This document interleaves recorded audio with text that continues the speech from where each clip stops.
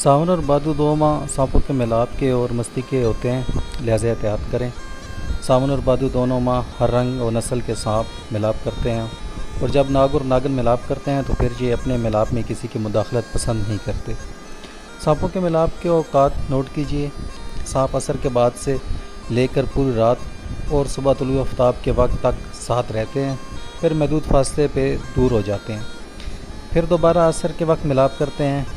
देहाती, पहाड़ी, जंगली इलाके जात के लोग सावन भादो में ये दो माह सावन भादो तक असर के बाद से लेकर मुकम्मल रात और तुलुए आफ्ताब तक नहायत एहतियात करें।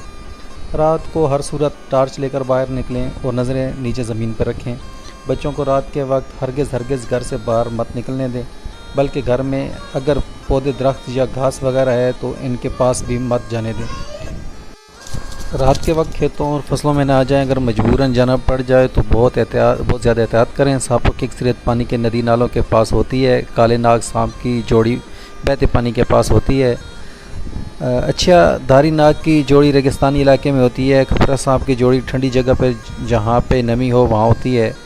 तीर सांप की जोड़ी किसी भी फल और दरख्त के पास होती है। दो मुंही सांप की जोड़ी अक्सर पुराने खंडरात या वीरान कुओं की झाड़ियों में होती है। अक्सर सांप रात के वक्त डसते हैं जब इनके दुम पे पाँव रख दिया जाता है। काला नाग सिर्फ अपने दफ़ा में डसता है, वरना पहले हमला नहीं करता।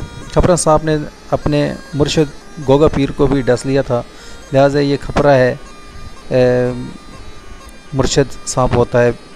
ये काबिल भरोसा नहीं होता, इसे जब भी मौका मिले ये काट लेता है। खपरा सांप इतनी जल्दी अपनी जगह नहीं बदलता। अगर आपको कोई सांप डस भी ले, फ़ौरन आग का पौधा तलाश करें, इनका दूध निकाल कर डसने वाली जगह पर हल्का हल्का मसाज करें।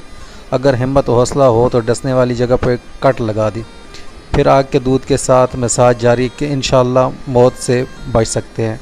दरख्वास्त है इस वीडियो को सवाब की नीयत से ज़्यादा शेयर करें ताकि दूसरों तक भी ये मालूमात पहुँचाई जा सके।